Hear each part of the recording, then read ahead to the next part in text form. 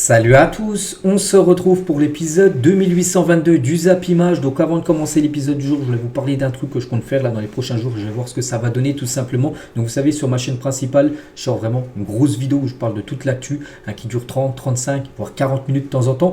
Donc en gros, lieu que je sorte vraiment un gros épisode, on va dire de 40 minutes.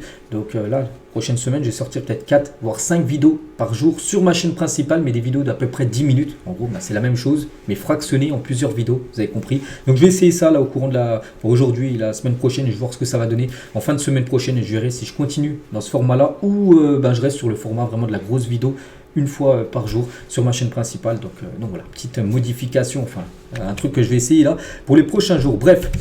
On commence aujourd'hui en ce dimanche 25 février, tout d'abord avec les anniversaires, ça bouge pas les gars, c'est quelque chose que je fais depuis longtemps et je continuerai à le faire le plus longtemps possible, bien sûr les anniversaires. Donc aujourd'hui, Donnarumma fête aujourd'hui ses 25 ans, en ce 25 février 2024, bon anniversaire au gardien du PSG, pas mal d'anniversaires aujourd'hui. Ismaïla Sarr, le joueur sénégalais de l'OM, il fête aujourd'hui ses 26 ans, Arda Güler, le jeune joueur turc du Real Madrid, 19 ans. Pour lui, ou par exemple Crépin Diatta et Aklouche, deux joueurs de Monaco. Donc Diatta, le joueur sénégalais, fête aujourd'hui ses 25 ans et Aklouche fête aujourd'hui ses 22 ans. On continue, on va parler maintenant de ce qui s'est passé hier du côté du championnat français. On commence tout d'abord avec une belle affiche hier soir entre Strasbourg et l'équipe de Brest. N'oubliez pas que Brest, les gars, c'est une très grosse équipe. Cette saison en Ligue 1, ils sont en train de réaliser une saison historique. Ils ont mis un 3-0 à Strasbourg. Pourtant, une équipe vraiment très compliquée à les manœuvrer chez elle. 3-0 pour Brest. Donc Camara inscrit le triplé côté brestois. Donc voilà, avec 43 points. Brest est assuré de conserver sa deuxième place à l'issue de la 23e journée. N'oubliez pas qu'il y a les 3 premiers seront en Ligue des Champions saison prochaine et il reste que 11 journées de Ligue 1 et Brest les gars est deuxième actuellement, c'est fou ce qu'ils sont en train de réaliser. Donc les statistiques, j'ai pas vu le match mais bon, d'après les stats il n'y a rien à dire, Brest mérite totalement sa victoire avec 15 tirs, 8 tirs cadrés, 3 buts inscrits. Strasbourg à domicile a très déçu, seulement 6 tirs, 2 tirs cadrés dans le match, 0 but inscrit par l'équipe strasbourgeoise. Et la une du journal L'équipe aujourd'hui en ce dimanche 25 février, Brest, l'état de grâce, donc grâce à un triplé de son milieu de terrain Madi Camara, le Stade brestois surclassé une équipe alsacienne enfin en gros catastrophique on peut dire, et conforte sa superbe deuxième place au classement. Voilà, c'est incroyable pour eux d'être aussi haut dans un classement. Donc voilà, chapeau Camara parce que c'est le coup du chapeau, c'est le hat-trick, c'est le triplé tout simplement pour Camara qui est quand même un joueur qui joue milieu de terrain. Il a marqué 3 buts et bien sûr il a obtenu une énorme note, une note de 9 sur 10 voilà, par rapport à son gros match hier soir. Et Brest toujours, donc c'est la première fois de son histoire que Brest enchaîne 12 matchs de suite sans défaite en Ligue 1. Voilà, pour vous dire que la saison est tout simplement historique. Jamais ils avaient fait un début de saison comme ça. En plus là on arrive sur la fin de saison vu qu'il reste plus que 11 journées et voilà, c'est incroyable cette équipe de Brest. Et côté strasbourgeois, donc c'est une grosse correction prise et banderole des supporters strasbourgeois. Quel est le projet? Les Ultras ont déjà quitté la Méno ce soir, pourtant le match n'était pas encore fini, mais voilà, quel est le projet? Donc du côté de Brest, on a l'impression là que c'est quoi le projet? En plus le club a été racheté par le propriétaire de Chelsea qui mise tout sur Chelsea, rien du tout sur Strasbourg. Donc voilà, c'est vraiment très compliqué et pourtant donc là on peut voir qu'il manquait quand même des supporters, mais pourtant le match est à guichet fermé et c'est fou, 38e fois d'affilée en Ligue 1 que Strasbourg a affiché un match à guichet fermé, donc absolument phénoménal. Il s'agit de la meilleure série devant le Racing Club de Lens, qui sont à 36 matchs d'affilée en championnat de Ligue 1 où il n'y avait plus de place à vendre.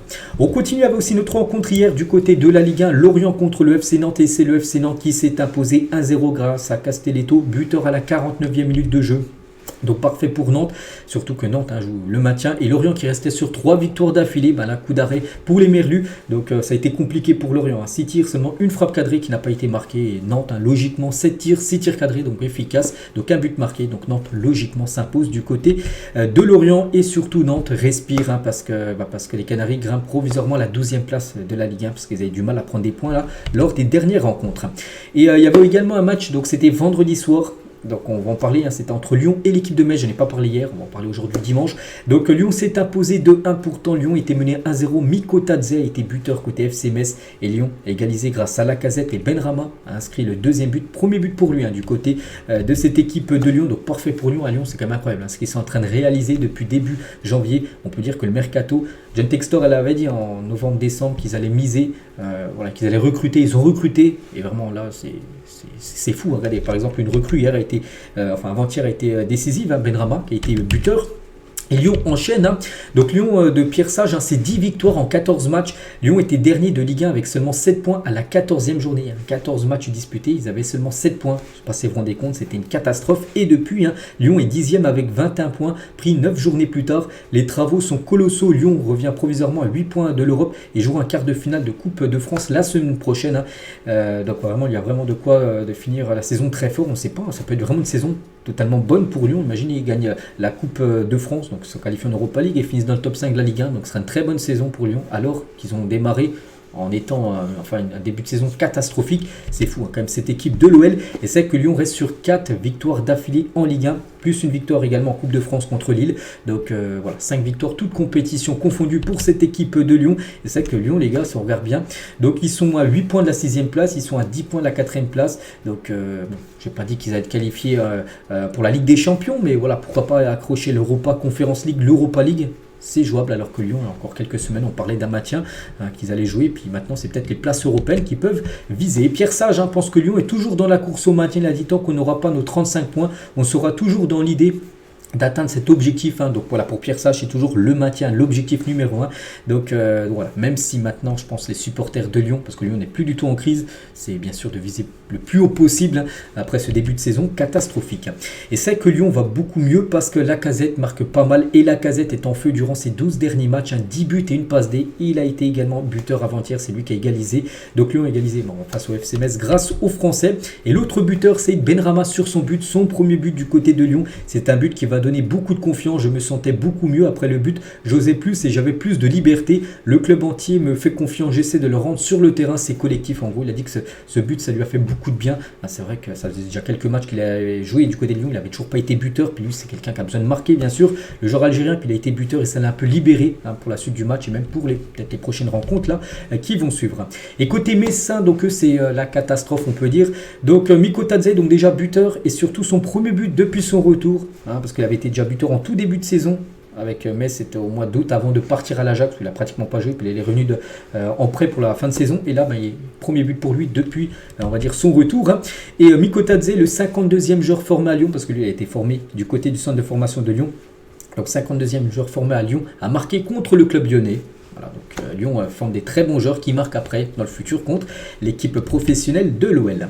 Et Metz, toujours, donc n'a pris qu'un seul point sur ses 10 derniers matchs de Ligue 1, c'est fou, hein. Voilà, un point pris sur 30 possibles, ça va pas du tout. Donc en plus il s'agissait d'un match nul face à l'OM. On se souvient que l'OM avait concédé le nul, hein, donc voilà, c'était contre Metz. Voilà, donc Metz, c'est vrai que ça se dirige tout droit vers la Ligue 2. Et Metz a perdu 14 de ses 23 matchs en Ligue 1 cette saison, 4 victoires seulement, 5 nuls, 14 défaites. Donc les Messins ont concédé plus de défaites à ce stade de la compétition qu'à 2 reprises lors de la saison 2007 et 2017. Hein. Donc à chaque fois ils ont terminé dernier. Donc voilà, en gros ça va.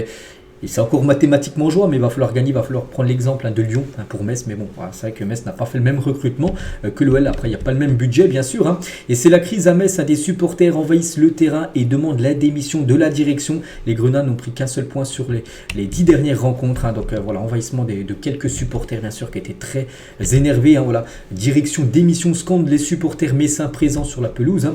Et Mathieu Hudol, donc un joueur de Metz, il a dit: j'ai pas vu exactement ce qu'il s'est passé. Je me doute que c'est un peu tendu. Je le justifie pas, mais je comprends l'énervement et la frustration du public. J'espère qu'il n'y aura pas trop de débordements malgré tout. Bon, on peut voir que ça a été très chaud, bien sûr, à la fin de la rencontre. Du coup, ce classement après tous les matchs joués hier et avant-hier, donc Brest un deuxième, 43 points, donc Brest est sûr de rester à la deuxième place ce soir. Donc Nice 3e, Lille 4e et Monaco 5e. Donc Lyon 10e, ils sont plus qu'à 2 points de l'Olympique de Marseille. Bon, Marseille un match en plus à jouer, mais voilà, pour vous dire quand même, Lyon, ils étaient là, ils sont maintenant là et ils vont peut-être finir, je pense vraiment s'ils continuent, ils vont finir vraiment 5, 6 ou 7e, je pense que ce sera leur position en fin de saison. Et tiens, une petite déclaration de Jean-Michel Larquet sur Rotten sans flamme, le 2e de Ligue 1. Donc par exemple Brest, ne rivaliserait pas avec le 6e de Bundesliga. Je ne sais pas c'est qui le 6e de Bundesliga, mais voilà, en gros que le niveau de championnat français est très faible, par rapport par exemple au championnat allemand, où le 2e français ne serait même pas dans le top 6, du côté de la Bundesliga.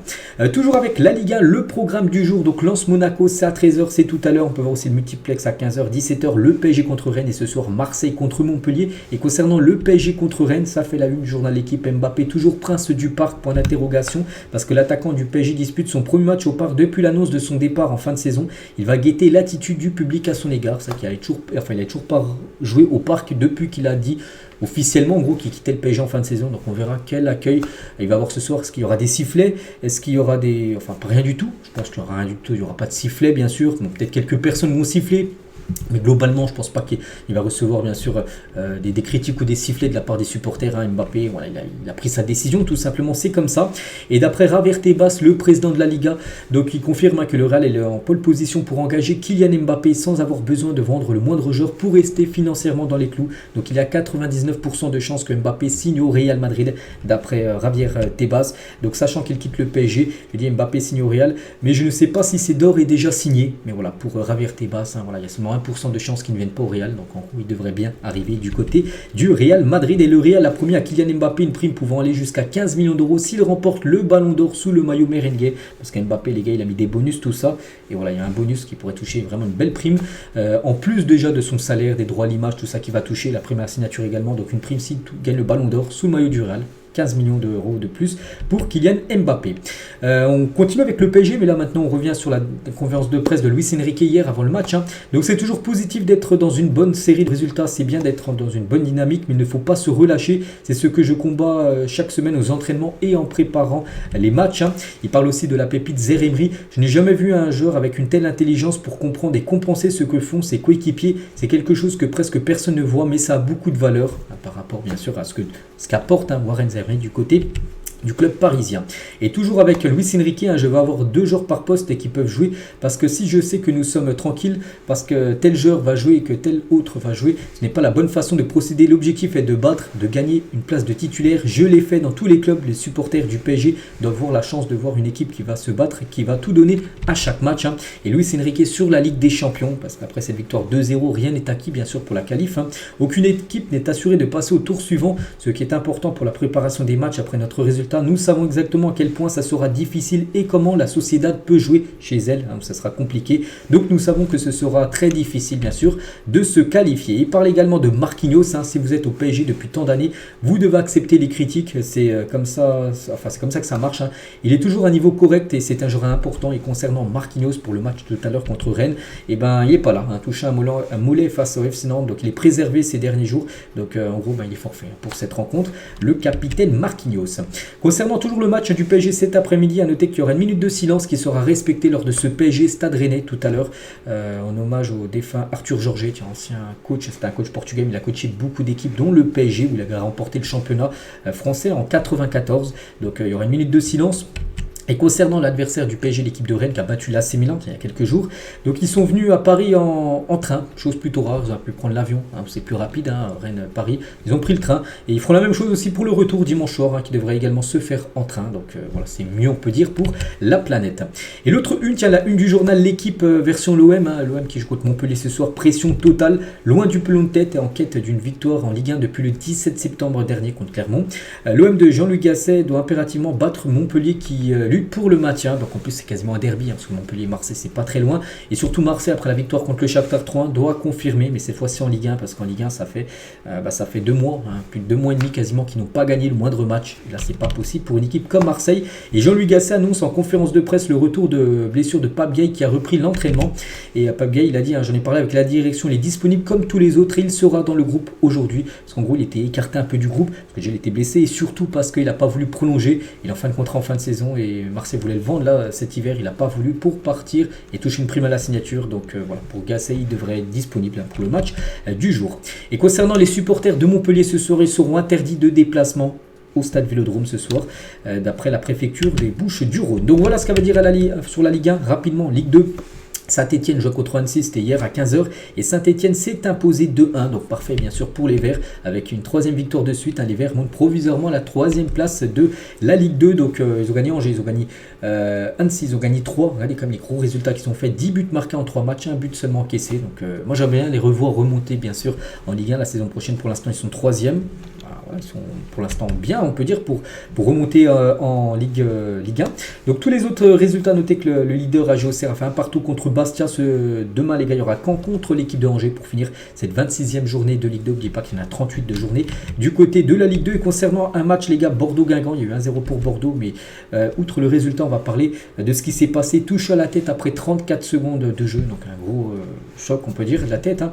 Donc Albert Ellis souffrirait d'un traumatisme crânien, donc c'était grave. Hein. Son état de santé inquiète Bordeaux. On va croiser les doigts pour que ça soit plus de peur que de mal. Donc j'ai des nouvelles concernant ce qui s'est passé, hein, parce que voilà, le match a été interrompu de longues minutes parce que les gars, j'ai dit, il a eu un traumatisme crânien, donc on a eu très peur. Allez, il est parti bien sûr sur civière, il est parti directement à l'hôpital et Albert Ellis a été opéré avec succès la nuit dernière après avoir été placé sous coma artificiel, hein, suite à son choc à la tête avec Bordeaux hier soir. Il est accompagné de sa famille à l'hôpital et actuellement en salle de réveil. Donc voilà, bon, il a déjà été opéré, hein, pour vous dire que ça a été très grave, opéré comme de la tête. Donc on lui souhaite bien sûr un très très bon rétablissement à Albert Ellis. Du coup, on revient nous à la Ligue 2 et surtout le classement. Donc l'AG Auxerre reste en tête, hein, 51 points, 46 points Angers. Et Saint-Etienne, bon, ils étaient 3e, mais ils sont descendus parce que Laval s'est imposé hier soir. Donc voilà, mais bon, Saint-Etienne toujours bien placé actuellement, il serait en play-off, on peut dire, pour monter du côté de la Ligue 1. Et on finit les gars avec le National. Donc voici tous les résultats du National. À noter que Red Star s'est imposé 4-1 contre Le Mans. Les hommes d'Abibay sont leaders du National et comptent 9 points d'avance sur la 3e place malgré un match de retard. Donc voilà, ça sent très bon pour le Red Star de monter en Ligue 2 la saison prochaine. Donc voilà les gars, tout ce qu'il y a à dire aujourd'hui. Donc voilà, j'espère que ça vous a plu. On se retrouve, je sais pas, peut-être 2-3 autres épisodes dans la journée, je verrai. Hein, donc je dis, hein, je vais essayer ce format-là sur plusieurs jours. Allez, je vous laisse, je vous souhaite une très bonne journée et à tout à l'heure.